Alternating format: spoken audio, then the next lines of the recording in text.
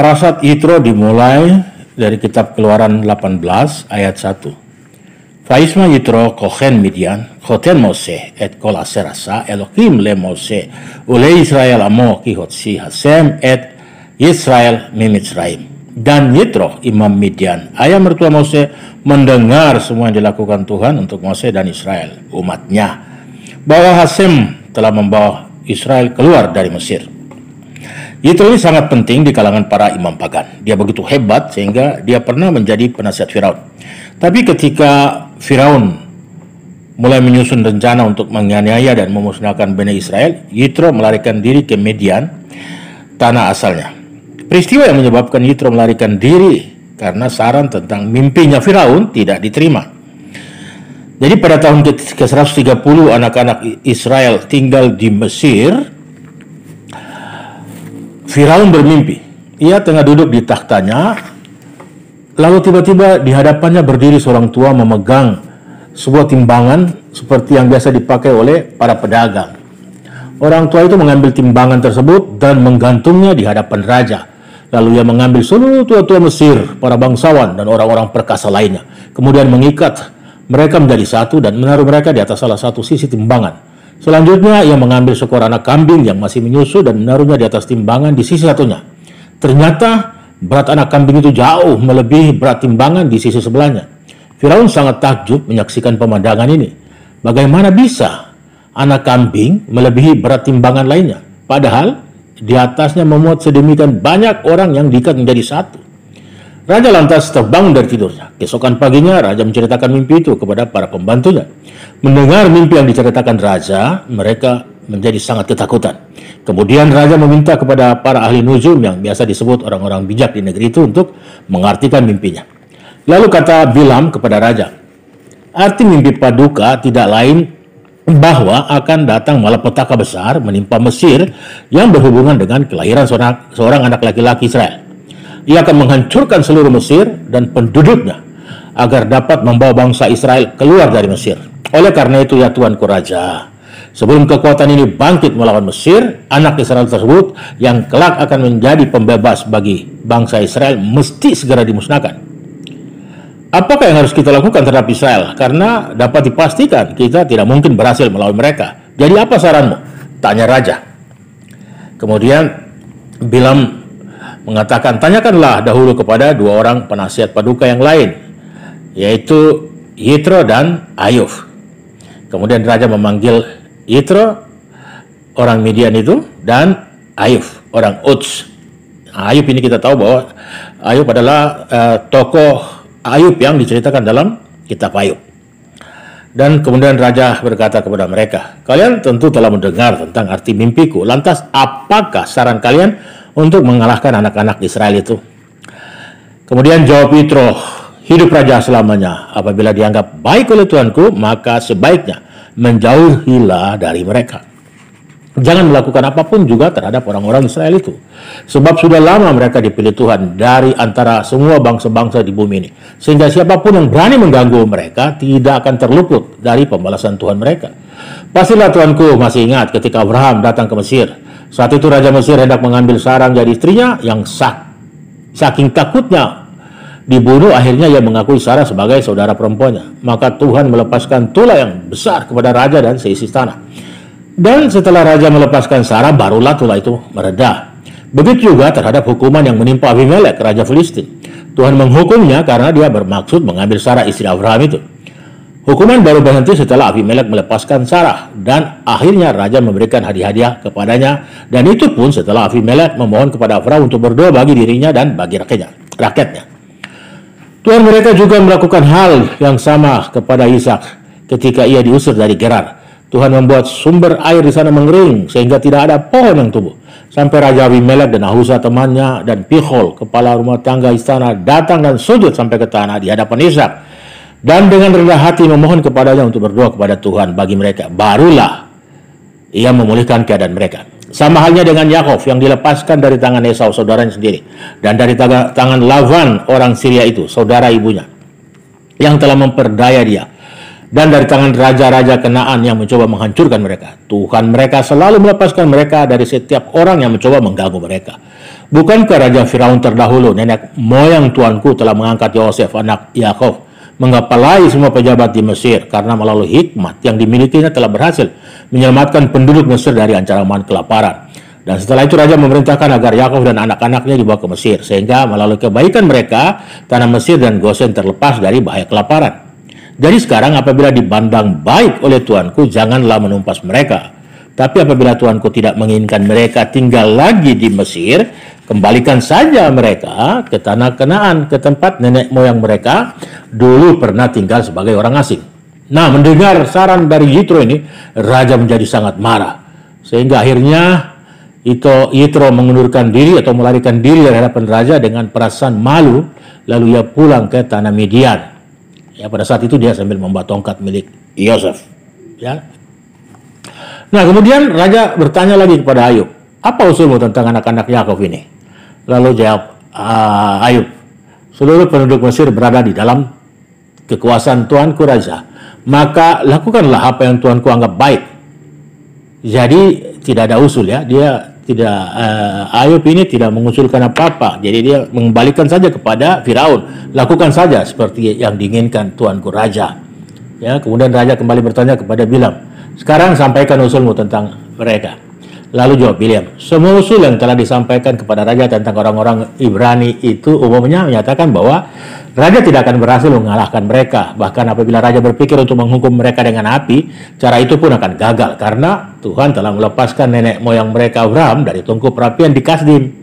Dan apabila Raja hendak memusnahkan mereka dengan pedang, itu pun tidak mungkin berhasil karena Ishak nenek moyang mereka juga dilepaskan Tuhan dari tajamnya mata pedang lalu menggantikannya dengan seekor domba jantan. Apabila dihukum dengan kerja paksa juga tidak akan berhasil lantaran ayah mereka Yakov pernah dipaksa bekerja sangat keras oleh Laban, tetapi ia tetap saja makmur. Oleh karena itu, ya tuanku, usul yang akan membuat Raja menang terhadap mereka adalah apabila dipandang baik oleh tuanku, maka keluarkanlah perintah Raja bahwa sejak hari ini setiap anak mereka yang baru lahir harus dilemparkan ke dalam sungai. Hal ini dilakukan untuk menghapus nama mereka, sebab sebelumnya tak seorang pun dari mereka, termasuk nenek moyang mereka, pernah dicobai dengan cara ini. Sebagai akibat dari saran mereka kepada Firaun, maka ketiga penasihat ini menerima balasan mereka masing-masing.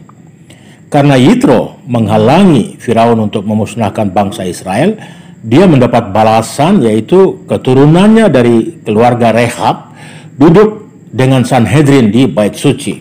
Ya, untuk Rehab kita bisa lihat di 1 Tawarikh 2 ayat 55. Ya. Dan kemudian Yeremia 35 ayat 15 juga di sana Tuhan menjanjikan kepada keturunan Yonadab bin Rehab takkan terputus atau tidak akan terputus mereka melayani aku sepanjang masa. Ya. Kemudian Ayub karena dia memilih diam, ya, maka dia mendapat ganjaran seperti yang terjadi di kitab Ayub. Kita tahu ceritanya bagaimana dia sangat menderita, ya, dengan luka-luka seperti yang terjadi atau yang kita baca di dalam kitab Ayub. Sedangkan untuk Bileam balasannya yaitu dia akhirnya mati dibunuh oleh Pinhas, putra Eliezer, keturunan Imam Harun. Tadi dikatakan Vayisma Yitro, dan Yitro mendengar. Apa yang Yitro dengar?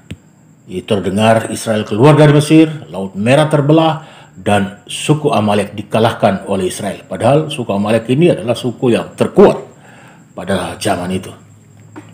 Mana untuk makanannya Israel langsung turun dari surga. Bangsa-bangsa juga mendengar peristiwa dahsyat ini seperti tertulis dalam Keluaran 15 ayat 14, 15 dan 16. Bangsa-bangsa mendengarnya, mereka pun menggigil kegentaran menghinggapi penduduk tanah Filistin. Pada waktu itu gemparlah para kepala kaum Edom. Kedahsyatan menghinggapi orang-orang berkuasa di Moab.